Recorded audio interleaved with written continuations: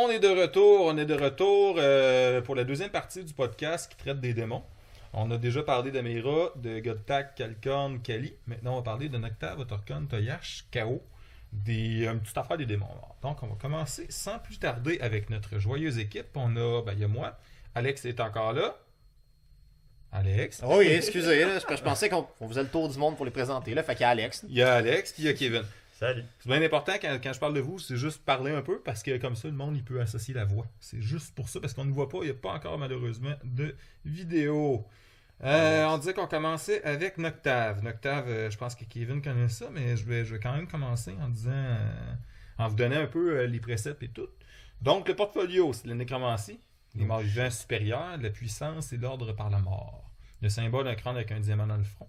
Les préceptes sont la mort et l'ordre et la perfection. Amant de la mort, au bon dilemme, puis l'union par la mort. Fait que c'est pas mal la mort, hein? Un sujet mort. Alex, peux-tu en parler rapidement de qu'est-ce que on peut retrouver sur le site internet sur ça? Rapidement, parce que j'aimerais ça que Kevin ait un peu plus de temps à ce coup-là. Ouais, blague à part, j'allais passer la torche rapidement à Kevin, parce que pour vrai, de tous les démons, je pense que c'est celui que je connais le moins. Alors, je pense qu'on peut même y passer la torche tout de suite, parce que, honnêtement, Noctave, j'ai rien écrit dessus, puis c'est comme je disais, c'est le démon que je connais le moins.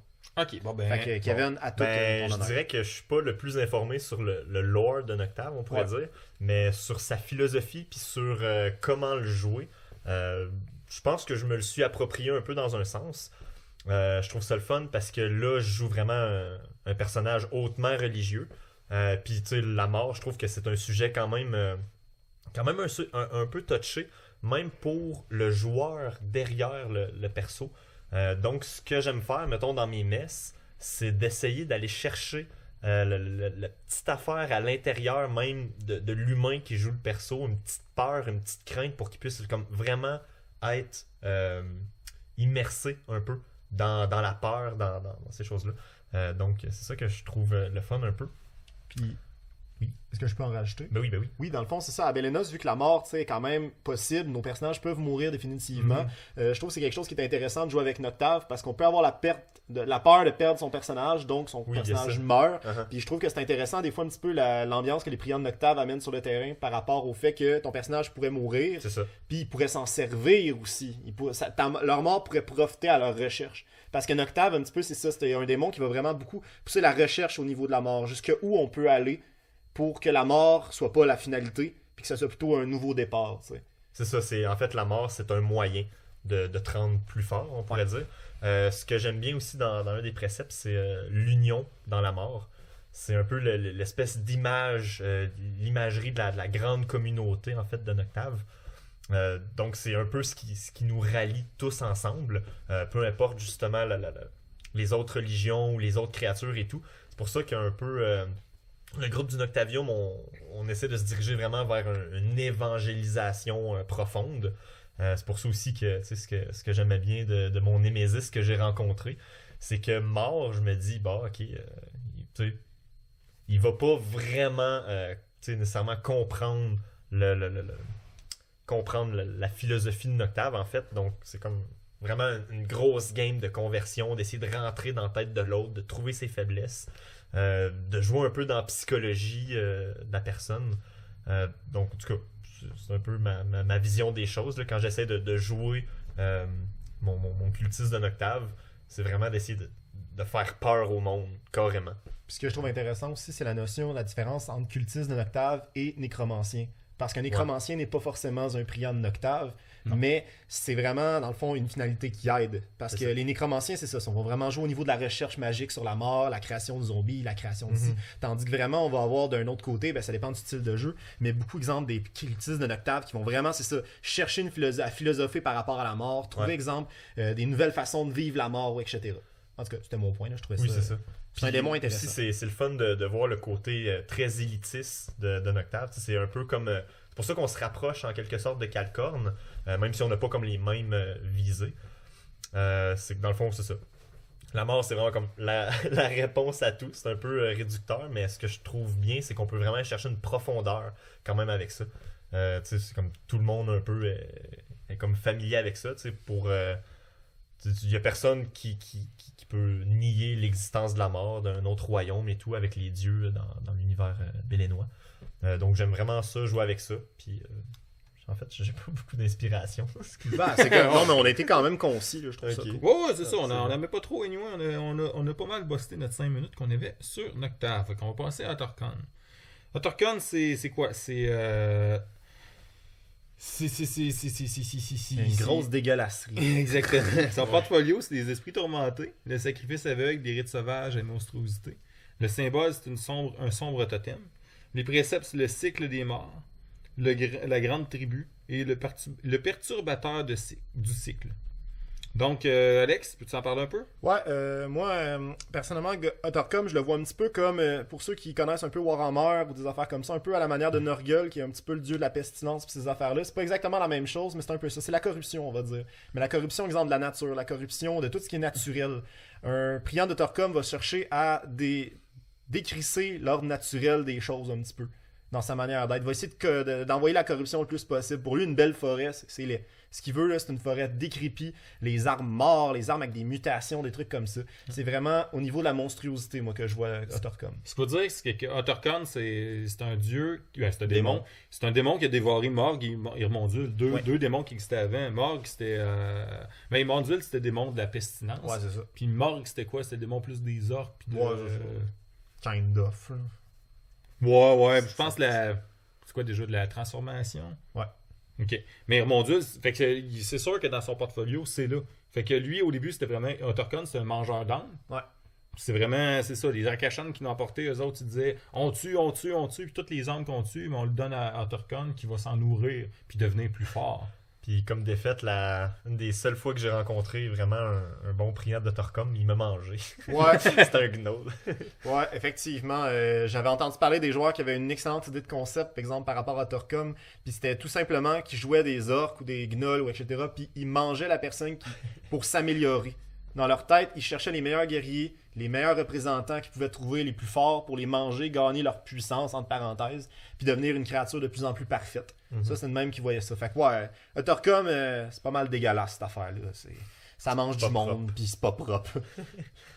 Puis en jeu? En jeu. Y a-tu beaucoup de monde qui joue c'est Ottercon plus rare cette cette année? année. C'est plus rare. En 2016, là? Ouais, 2017, tu veux dire? Ah, 2016, ben Non, oui, mais je en calme. 2017, devrait en avoir des milliers, mais on ne sait pas encore. Mais c'est parce qu'en ce moment, il y a eu une confusion au niveau de Torcom par rapport aux esprits. Ouais. Les chamans, Ouais, tout c'est vrai. ça. Parce que les chamans prient les esprits, mais les chamans ne prient pas forcément Ottercom. C'est ça l'histoire. Ouais, mais le problème, en fait, la petite confusion qu'il y a, c'est que si tu pries les esprits, ok, mais faut pas oublier qu'Ottercon les mange. Ouais. Puis toi, les esprits, t'en as besoin pour avoir ton pouvoir. Fait que t'es Exactement. pas forcément content qu'ils les bouffent. Fait que si tu leur donnes, c'est pas bien pour toi. Fait que c'est une légère confusion qu'il peut avoir, mais en même temps, c'est normal que le monde se trompe aussi. C'est ça qui est le fun. C'est pas parce que quelque chose est décidé en jeu, voici, officiellement, c'est comme ça. Mais les cultes, ils peuvent aller un petit peu à côté de la traque, puis dire, ben non, c'est comme ça. Ouais. Puis c'est ça qui est le fun, c'est ça qui est beau. Sinon, on dirait juste la vérité, puis... Ouais. Mais il y a tout le temps façon aussi de s'approprier Exact. son Exact. culte, on pourrait dire. Comme Toyash. Ouais, Toyash le prochain. On a Toyash. Toyash, c'est un nouveau démon.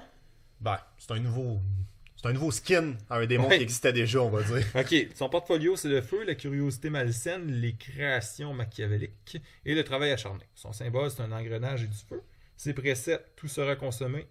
Sois toujours prêt et vis tel le feu. Dans le fond, Toyash, c'est un scout. Sois toujours prêt. Ah ouais, un petit coup, là. Non, Toyash, dans le fond, il y a un bagage avec Goldo. Oui, ben dans le fond, parce qu'avant Toyash s'appelait Goldo. Goldo Ben, était un démon. C'est pas tout à fait clair. Est-ce que Toyash, c'est vraiment Goldo qui a changé de nom? Ça, c'est des Ou choses. Toyash, c'est quelqu'un qui a pris la place de Goldo en Ah, tuant. moi je pense que ce serait une bonne idée que certains joueurs, s'ils veulent faire des recherches là-dessus, qui pourraient s'intéresser au sujet, mais on spoilera pas ici. Mais moi, une des premières affaires qui m'a fait penser, c'était comme un mélange de Goldo puis de Xalartu. Ouais. Ah. En tout cas, ça m'a... C'est intéressant. Mais oui, voyais ça. Toyash. Toyash, c'est vraiment une déesse, parce que c'est une déesse. La déesse du feu, un petit peu. C'est la déesse des inventeurs fous, surtout représentée puis associée aux gobelins. Un peu comme Amaira peut être représentée vraiment la démone des elfes noirs. Toyash, c'est vraiment la démone, on pourrait dire, des gobelins. Mais ça, c'est surtout parce qu'elle est liée à une cité en particulier dans le lore qui s'appelle Asansi, qui est comme vraiment une grosse Ouais. cité goblin avec comme tout ce que vous voulez de steampunk un peu mongol qui explose puis tout.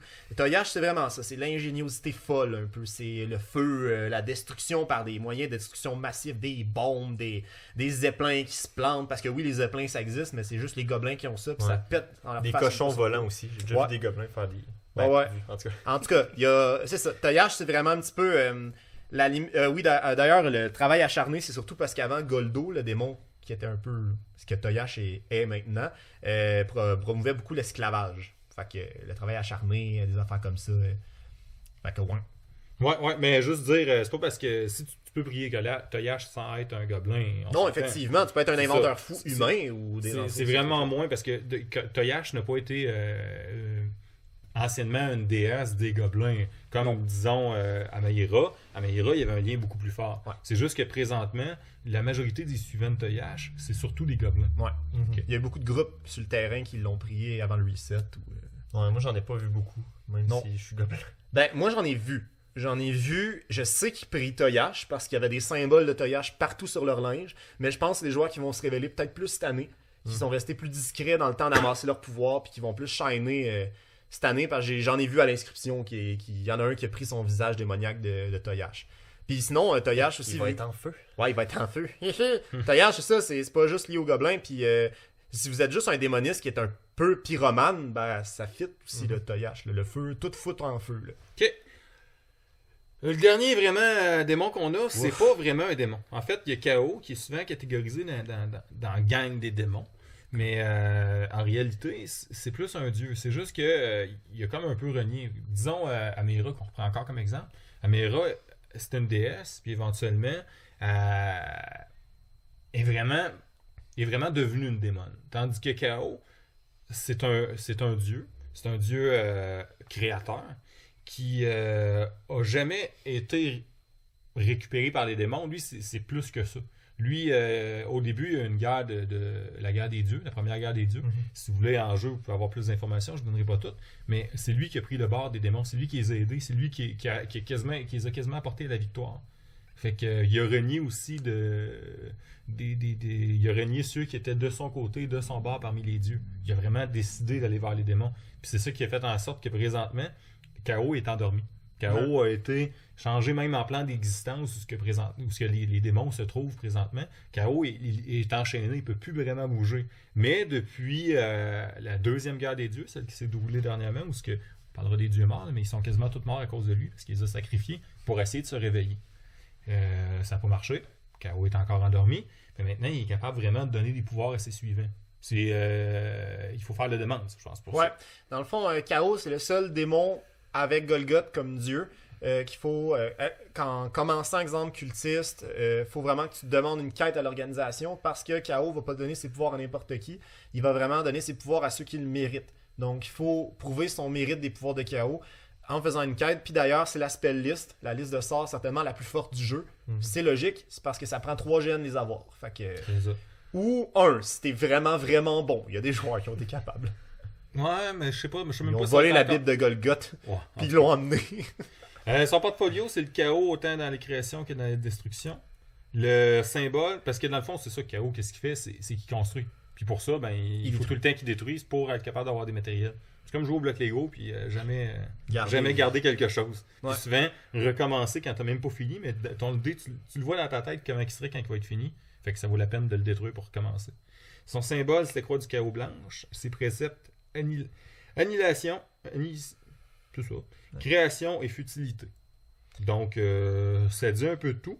Sur KO, on passera pas de temps ben parce que justement, c'est accès restreint. C'est ça que j'allais dire. Le problème avec Chaos, c'est que c'est tellement un démon ou un dieu, là. Encore là. Vous voyez, là, déjà là, c'est interprétation. Mais il y a tellement d'interprétations puis de manières de jouer Chaos de possible que c'est pas vraiment faisable qu'aujourd'hui, je vous dise, exemple, Chaos, c'est ça. Parce que Chaos, ça peut être tout. Chaos, ça peut être 1000 concepts. J'ai vu chaque joueur qui a joué Chaos sur le terrain avait vraiment sa manière de jouer. Moi, je l'ai joué là, personnellement. Là. J'ai joué KO d'une manière. Il y en a qui jouaient KO d'une autre manière. Il y en a qui jouaient KO d'une autre manière. Pour vrai, ça s'explique difficilement. Puis surtout, vu qu'il y a énormément de mystères. En jeu, t'en as-tu vu, toi qui J'en ai fait un. Ah J'ai fait un barbe de chaos. Je sais pas si je l'ai vraiment bien joué. Mais ben, tu sais, je faisais quelqu'un d'un peu très instable, d'un peu fucky, qui était jamais, tu sais, comment je faisais ça? Je pense que je jouais pas assez l'aspect de je voulais construire quelque chose. Je voulais juste un peu trop tout détruire puis tout saccager. Ok. Donc je pense que ça, je l'ai pas vraiment bien joué pour ça. Alors, même, j'étais un peu à la limite destructeur pour moi-même. Je pense que j'avais hâte de jouer un gobelin. Fait que c'est ça. Ah ben. Mais cette année, personnellement, étant quelqu'un qui écrit des quêtes, tu sais, je sais qu'il y a des personnes qui prient KO, mais il y en a. Mais je dirais pas c'est qui, tu sais, c'est ça qui est le bout drôle, parce qu'il y en a beaucoup qui ils se cachent de le prier. Ah, Ils c'est aiment sûr. beaucoup manipuler par en arrière. Puis, sans vouloir spoiler rien, j'ai l'impression que l'année qui s'ensuit va voir peut-être la révélation de différents styles de jeux de KO. Mhm. Puis, je trouve ça intéressant de garder le mystère là-dessus. Dernière partie, les démons morts. Démons morts, regarde, bon, je vais faire un name dropping. Là. Il y a Azaroth, Goldo, Yamondul, Morgue, Mortis, Vestrial, Xalarto et Zakrine. Ils sont sur le site, c'est autant de les voir, j'en parlerai pas trop, ils sont morts. Tout simplement dire, oui, ils sont morts, parce que oui, c'est possible. Les dieux et les démons peuvent mourir. Yes. Ou être créé. Si Ou on être créé. regarde Noctave, en fait, c'était un joueur au début qui a réussi à Exactement. devenir un démon. Mais il n'a pas réussi parce que lui, le joueur, a voulu devenir un démon et on a fait une quête en conséquence. C'est pas ça. C'est que dans la story, il y avait quelque chose qui faisait en sorte que Il y avait Puis la là, possibilité. il y avait la possibilité, puis c'est lui qui l'a utilisé. C'est ça, par exemple, qui est peut-être bien Ouais, la nuance. la nuance, parce que je sais qu'il y en a qui aimeraient ça d'apporter, créer des divinités, des démons. C'est pas vraiment possible. Mhm. C'est pas quelque chose qu'on offre aux joueurs. C'est trop gros. Ouais. C'est-à-dire que sur un petit terrain, tu habites dans un petit village, puis là, on s'entend qu'on peut devenir des héros, que le monde il progresse plus à Bélénos sur le terrain de jeu en habileté que partout ailleurs. Ouais. Mais il y a une limite à comment on peut étirer l'élastique avant que la réalité nous pète dans la face. là. Mais il y a quand même la possibilité de donner plus de puissance à son démon ou d'en enlever à un autre, j'imagine. par, Souvent, il y a des par quêtes qui ses apportent ça. actions. Ouais. Qui apportent ça. Ces quêtes-là sont faites comme c'est pas juste vous autres. Il y a beaucoup de monde un peu partout dans le monde, peu importe la dimension à laquelle ça s'adresse. Mais là, c'est le seul échantillon qu'on a, c'est celui qui se trouve sur le terrain de jeu normalement. Ouais. Puis c'est celui qui va dicter. Fait que si le monde à BNA font beaucoup d'actions, ça veut sûrement dire que le reste des gens ailleurs font aussi beaucoup Font aussi d'actions. beaucoup d'actions. C'est ça qui donne beaucoup d'importance Ouais. au jeu. Ça se passe pas tout le temps comme un Goldo. Exact.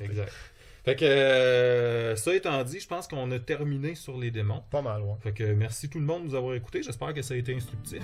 Puis merci surtout à Alex et à Kevin de m'avoir supporté dans cette aventure. Ça fait plaisir. Bonne fin de soirée.